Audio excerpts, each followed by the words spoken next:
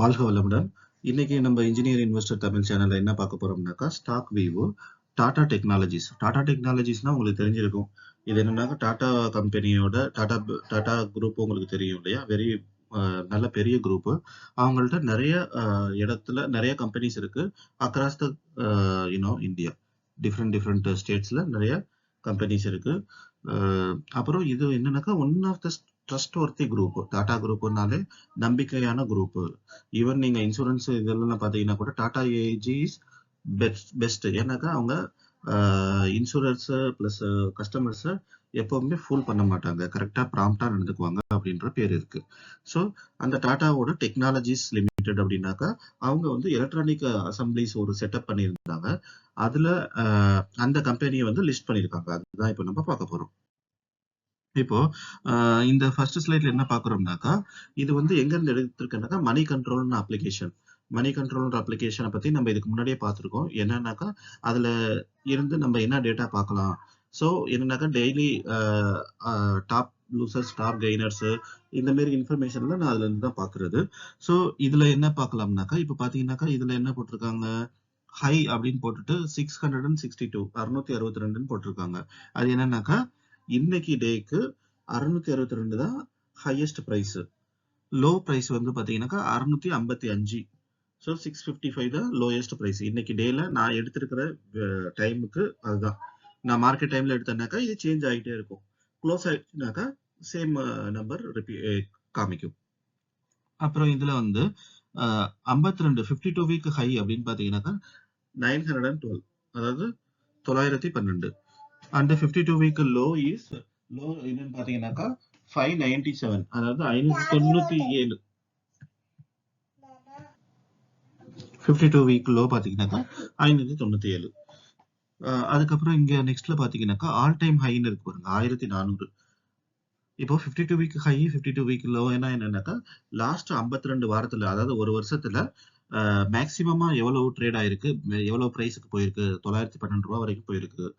குறைந்தபட்சமா எவ்வளவு இருக்குன்னாக்கா 597ல இருக்கு. 597 வரைக்கும் போயிருக்கு. இந்த ரேஞ்சுக்குள்ளார லாஸ்ட் 1 இயரா அது ட்ரேட் ஆயிட்டு இருக்கு அப்படின்ற மீனிங்.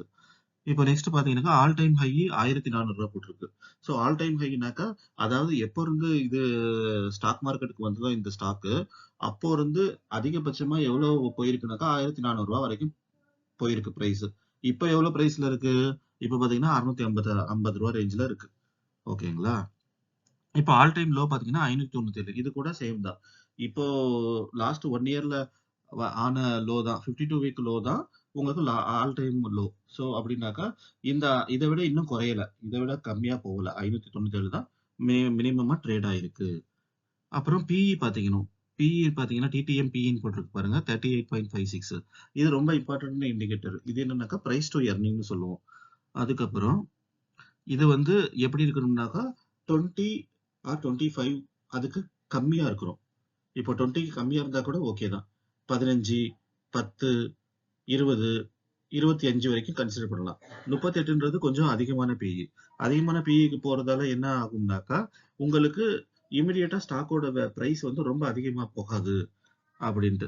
அதாவது growth வந்து கொஞ்சம் கம்மியா இருக்கும் கம்பேரிட்டிவ்லி அப்படின்ட்டு. இப்போ கீழே வந்து செக்டார் பிஇன்னு போட்டு பாருங்க. செக்டார் பிஇனாக்கா அதாவது இந்த கம்பெனி வந்து எலக்ட்ரானிக்ஸ் கம்பெனினாக்கா அந்த எலக்ட்ரானிக்ஸ் கம்பெனி எல்லாம் சேர்ந்து ஒரு செக்டார் இருக்கும் இல்லையா, நிஃப்டி எலக்ட்ரானிக்ஸ் அந்த மாதிரி. ஸோ அந்த செக்டாரோட பிஇ வேல்யூ அது வந்து 30ல இருக்கு, இது 38ல இருக்கு. ஸோ எப்படின்னாக்கா மற்ற கம்பெனி எல்லாமே ஆவரேஜா சேர்த்தீங்கன்னா 30ல தான் வருது. இது வந்து அதிகமான வேல்யூவேஷன்ல இருக்கு. இப்போ வந்து இது இன்னும் கரெக்டா ஆகிறதுக்கு வாய்ப்பு இருக்கு அப்படின்ற ஒரு மீனிங். ஓகேங்களா. கீழே பாத்தீங்கன்னாக்கா ஸ்ட்ரென்த், வீக்னஸ், ஆப்பர்ச்சுனிட்டி, த்ரெட்ஸ் அப்படின்னு போட்டிருக்கு. இதெல்லாம் என்னன்னாக்கா ஒவ்வொருத்தவங்க அனலைசர் கொடுக்குற இன்புட்ஸ். இது வந்து மணி கண்ட்ரோல்ல இருந்து தான் எடுத்தது.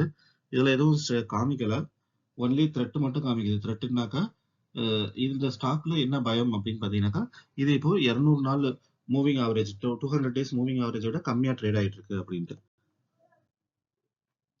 இப்போ பிரைஸ் சார்ட் பாத்தீங்கன்னா உங்களுக்கு தெரியுது பாருங்க. 1400 ரூபாய் சம்வேர் மே 2024க்கு முன்னாடி லிஸ்ட் ஆகும்போது இருந்தது. அதுக்கப்புறம் பாத்தீங்கன்னாக்கா அப்படியே கம்மியாயிட்டே இருக்கு. இப்போ 1400 ரூபாயில வாங்கினவங்க என்ன பண்ணணும், யாராவது அவசரப்பட்டு வாங்கியிருந்தாங்கன்னாக்கா அந்த டயத்துல வேல்யூ எல்லாம் பார்க்காம இப்போ ஆல்மோஸ்ட் மோர் தென் 50% லாஸ்ல இருப்பாங்க. ஸோ அதனால தான் எப்பவுமே எவ்வளோ பெரிய நல்ல கம்பெனியா இருந்தாலும் சரி, நம்ம வாங்குற அமௌண்ட் வந்து கரெக்டான அமௌண்ட் கொடுக்குறோமா, வேல்யூ கொடுக்குறோமான்றத நம்ம யோசிச்சுக்கணும். Next analyst rating. இப்போ அனலிஸ்ட் ரேட்டிங் பார்த்தீங்கன்னா இதுல 15 பேர் அனலிஸ்ட் கொடுத்துருக்காங்க. அதுல 53% செல்லுன்னு கொடுத்துருக்காங்க. செல்லுன்னா என்னன்னாக்கா, உங்கள்ட்ட ஸ்டாக் இருந்தாங்க நீங்க வித்துருங்க அப்படின்ட்டு மீனிங். என்னன்னாக்கா, வித்துட்டாக்கா சேஃப், என்ன லாஸ் கம்மியாகும் அப்படின்ட்டு. என்ன மீனிங் சொல்ல வராங்கன்னா, செல் ரேட்டிங்னாக்கா ஸ்டாக் இன்னும் கீழே போகும் அப்படின்னு அர்த்தம். பிரைஸ் இன்னும் கம்மியாகும் அப்படின்ட்டு அர்த்தம். 13% பைன்னு கொடுத்துருக்காங்க. ஸோ 13% பேர் இல்ல ஸ்டாக் வாங்கலாம் அப்படின்ட்டு. இப்படிதான் எப்பவுமே ஸ்டாக் மார்க்கெட்ல அனலைசர்ஸ் ஒவ்வொருத்தவங்களும் ஒவ்வொரு மாதிரி சொல்லுவாங்க. நான் வந்து இது மேல போகும்னு சொல்லலாம், இன்னொருத்தவங்க இல்ல இல்ல இது கீழே போகும்னு சொல்லுவாங்க. ஸோ நீங்க என்ன பண்ணுனாக்கா, உங்களோட ஜட்ஜ்மெண்ட் ப்ராப்பரா இருக்கணும். நீங்க யாரை ட்ரஸ்ட் பண்றீங்க, பிளஸ் உங்களோட மெட்ரிக்ஸ், நீங்க வந்து அந்த கம்பெனியோட மெட்ரிக்ஸ் எல்லாம் பார்த்து ஐடியா பண்ணி அதுக்கப்புறமா நீங்க டிசிஷன் எடுக்கணும். பிரைஸ் பெர்ஃபார்மன்ஸ் பாருங்க. லாஸ்ட் 3 வருஷத்துல இருந்து 3 வருஷமா ட்ரேட் ஆகல. இது ஆக்சுவலா ஒரு வருஷமா தான் ட்ரேட் ஆயிட்டு இருக்கு. ஸோ ஒரு வருஷத்துல இருந்து எல்லாமே மைனஸ்ல தான் இருக்கு. எதுவுமே பிளஸ்லயே இல்ல. அதாவது ரிட்டர்னே கொடுக்கல. எல்லாமே லாஸ் தான் முன்னாடி வாங்கினவங்களுக்கு எல்லாம். டெக்னிக்கல்ஸ் இது வந்து என்னன்னாக்கா, ட்ரேடிங் பண்றவங்களுக்கு தான் இம்பார்ட்டன்ட். நம்மள மாதிரி இன்வெஸ்டர்ஸுக்கு இது முக்கியம் கிடையாது.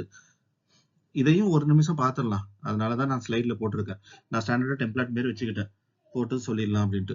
இப்ப பாத்தீங்கன்னா பிவட் பாயிண்ட்னாக்கா என்னன்னாக்கா ரூ. 659 பிவட் பாயிண்ட். பிவட் பாயிண்ட் என்னக்கா, இந்த பாயிண்ட்டுக்கு பிரைஸ் வந்துருச்சுனாக்கா, எய்தர் இது மேல போனா எவ்வளவு போகும், கீழே போனா எவ்வளவு போகும்ன்றது கெஸ்ஸிங் தான் இது.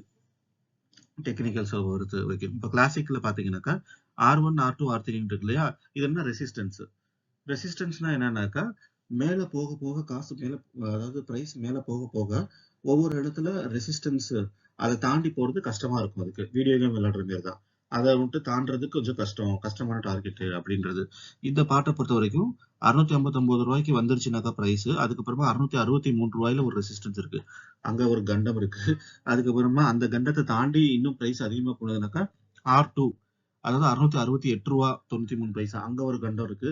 அதையும் தாண்டி ஸ்ட்ராங்கா மூவ் ஆயிருந்துனாக்கா காசு பிரைஸ், அப்புறம் R3 ரூ. 672.57 ஒரு கண்டம் இருக்கு அப்படின்ட்டு. ஸோ இதை என்ன பண்ணுவாங்கன்னா, ட்ரேடர்ஸ் இதை யூஸ் பண்ணிக்குவாங்க. இப்போ ரூ. 668 வந்துருச்சுனாக்கா, இவங்க வாங்கின பிரைஸ் ரூ. 650 இருக்கலாம், ரூ. 655 இருக்கலாம். ஸோ அப்ப என்ன பண்ணுவாங்க, ஓகே ரெசிஸ்டன்ஸுக்கு வந்துட்டு இப்போ கொஞ்சம் செல் பண்ணிடலாம்னு செல் பண்ணிடுவாங்க. அந்த மாதிரி. பிளஸ் இந்த பக்கம் ரைட் சைட்ல பாத்தீங்கன்னா S1 S2 S3 இருக்கு இல்லைங்களா, இது என்னன்னாக்கா சப்போர்ட். அதே மாதிரி எப்படின்னாக்கா, கீழே வரும்போது அந்த இடத்துல அது சப்போர்ட் எடுத்து நிக்கும். அங்க இருந்து திரும்ப ரிட்டர்ன் ஆகும். அதாவது கீழே போறது சப்போர்ட் எடுத்து திரும்ப மேல ஏறும் அப்படின்ற மாதிரி மீனிங். ஸோ அப்படி பாத்தீங்கன்னாக்கா ரூ. 653 ஃபர்ஸ்ட் சப்போர்ட் அங்க வந்துருச்சுனாக்கா அதுக்கு கீழே இறங்காம இருக்கும் அப்படின்ட்டு. சப்போஸ் அங்கேயும் விட்டு கீழே திரும்ப இறங்கிடுச்சுனாக்கா ரெண்டாவது சப்போர்ட் இருக்கிறது ரூ. 650. அதையும் உடச்சு கீழே இறங்கிடுச்சுனாக்கா மூணாவது சப்போர்ட் இருக்கிறது ரூ. 644. ஸோ இந்த மாதிரி இது ட்ரேடர்ஸுக்கு இருக்க தேவைப்படுற இன்ஃபர்மேஷன். இது கூட மணி கண்ட்ரோல்ல இருந்து தான் எடுத்தது. பட் இது எல்லாமே ஒரு மாதிரி இதுக்கு தான், ஜஸ்ட் எஜுகேஷன் பர்பஸ் தான். இதெல்லாம் வச்சு நம்ம ட்ரேட் பண்ணி வின் பண்ணிடலாம்னு நினைக்க முடியாது. ஏன்னா இது இப்படி போட்டிருப்பான், பட் ஆக்சுவலா போறதே ரிவர்ஸ்ல போகலாம், இல்ல இது போட்டிருக்கிறத விட வேற மாதிரி பிரைஸ் மூவ்மெண்ட் இருக்கலாம். அதனாலதான் நம்ம என்ன பண்ணணும், ட்ரேடிங்கா அவாய்ட் பண்ணணும். இது என்னோட எக்ஸ்பீரியன்ஸ். நெக்ஸ்ட் பப்ளிக் ஒப்பீனியன் பாத்தீங்கன்னாக்கா 100% பைன்னு போட்டிருக்காங்க. எதனாலனாக்கா, டாட்டான்றது நல்ல கம்பெனி.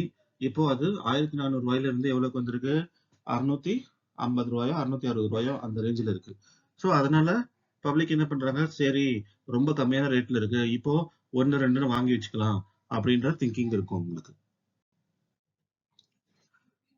நெக்ஸ்ட் ஃபினான்ஷியல்ஸ்ல ரெவென்யூ பாத்தீங்கன்னாக்கா, உங்களுக்கு கிராஜுவலா 21ல இருந்து 23 வரைக்கும் 24 வரைக்கும் கிராஜுவலா இன்க்ரீஸ் ஆயிருக்கு, அதிகமாயிருக்கு. 24க்கும் 25க்கும் டிஃபரன்ஸ் பாத்தீங்கன்னா ரொம்ப கம்மி. ஸோ 24 25ல அந்த அளவுக்கு ரெவென்யூஸ் ஜென்ரேட் ஆகல. ஏதாவது ப்ராப்ளம் இருக்கலாம், டெக்னிக்கல் ப்ராப்ளம் இருக்கலாம். இப்போ இந்த ட்ரம்ப் ஏதோ இஷ்யூ ஆனது இல்லையா, வரி போடுவேன்னு சொல்லி டேக்ஸ், அது என்னது டாரிஃப் இம்ப்ளிமெண்ட் பண்ணுவேன்னு சொன்னதால அந்த ப்ராப்ளமா கூட இருக்கலாம். பட் டாட்டான்றது நல்ல பிராண்டுன்றதால ஒரு மாதிரி நம்பிக்கை இருக்கும். ஓகே இதுல போடுற காசு ஒன்றும் இதாயிடாது, கம்பெனி டவுன் போனாலும் எப்பயாவது திரும்ப ரீகெயின் ஆகும் அப்படின்ற ஒரு நம்பிக்கை. புரோக்கர் ரிசர்ச் பாருங்க, எல்லாருமே ரெடியூஸ் செல்லுன்னு தான் கொடுத்துருக்காங்க.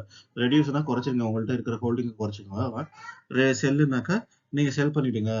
அதாவது பிரைஸ் வந்து மேல போகாது, கீழே தான் போகும், கம்மியா தான் ஆகும் அப்படின்ற இது எல்லாமே இந்த மாதிரி தான் நெகட்டிவா இருக்கும்போது தான் என்னன்னாக்கா நீங்க ஃபண்டமெண்டலா ஸ்ட்ராங்கான கம்பெனி செலக்ட் பண்ணணும். செலக்ட் பண்ண பிறகு இந்த மாதிரி நெகட்டிவ் ஃபீட்பேக் அதிகமா மார்க்கெட்ல வர வர என்ன ஆகும்னாக்கா அந்த கம்பெனி கீழே போக போக அதோட வேல்யூவேஷன் கரெக்ட் ஆகுதுன்னு அர்த்தம். ஸோ அப்போ ஒரு இடத்துல வந்து அது வந்து நின்று திரும்ப ரிவர்ஸ் ஆகும். நல்ல கம்பெனியா இருந்தாக்கா, ஃபண்டமெண்டலா ஸ்ட்ராங்கான கம்பெனியா இருந்தாக்கா. ஸோ அதனால என்ன ஆகும், கீழே இறங்குதுன்னு பயப்படக்கூடாது. பயப்படாம 1, 2ன்னு நம்ம கன்சிடர் பண்ணலாம். ஸோ அதனால தான் என்ன பண்றோம்னாக்கா, பெரிய அமௌண்ட்டை எந்த ஸ்டாக்லயுமே போடவே கூடாது. எப்பவுமே கொஞ்சம் கொஞ்சமா உங்கள்ட்ட ரூ. 10,000 இருந்தா கூட பரவாயில்ல.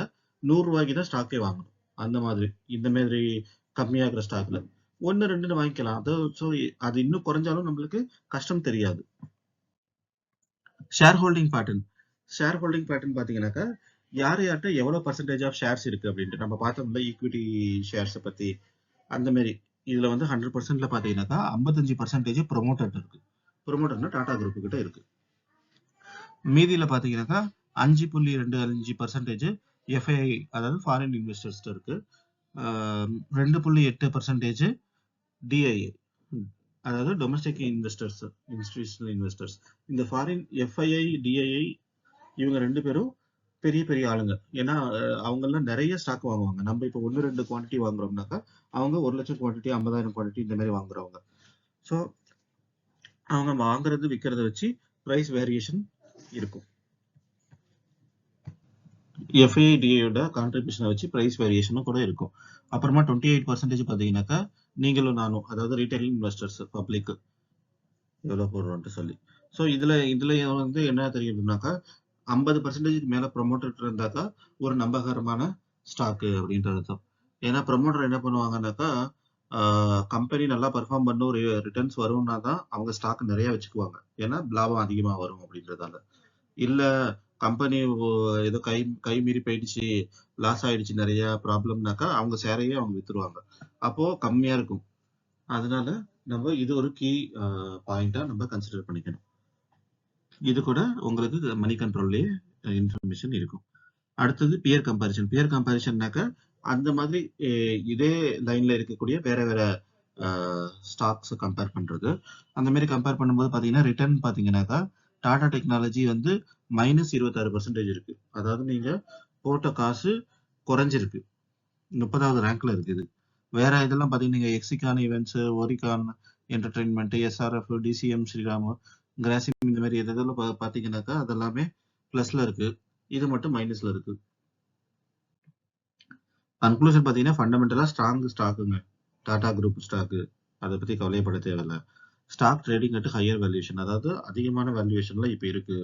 நம்ம ஒரு குவான்டிட்டி வேணும்னா வாங்கலாம், கன்சிடர் பண்ணலாம், வாங்கி வச்சுக்கலாம். திரும்ப வேல்யூவேஷன் கரெக்ட் ஆகி அது இப்போ வந்து 660 ரூபா இருக்கா, திரும்ப 500 ரூபா வரும்போது திரும்ப இன்னும் கொஞ்சம் வாங்கிக்கலாம். அந்த மாதிரி நம்ம இன்வெஸ்ட் பண்ணணும். Consider for small quantities for long term, அதுதான் சொல்லியிருக்கேன். ஸோ கொஞ்சம் கொஞ்சமா லாங் டேர்ம் கன்சிடர் பண்ணணும். இப்போ இன்னைக்கு வாங்கிட்டு நாளைக்கே விற்கணும்னாக்கா இது வாங்குறதே வேஸ்ட். வாங்க வேண்டாம். இன்னைக்கு வாங்கிட்டு ஒரு 5 வருஷம் கழிச்சு பாத்தீங்கன்னாக்கா நல்ல growth இருக்கும். அந்த மாதிரி பேசிக்கான கம்பெனி, நல்ல ஃபண்டமெண்டலான கம்பெனியை பார்த்து நம்ம வாங்கி பயனடையலாம். ஓகே, நன்றி.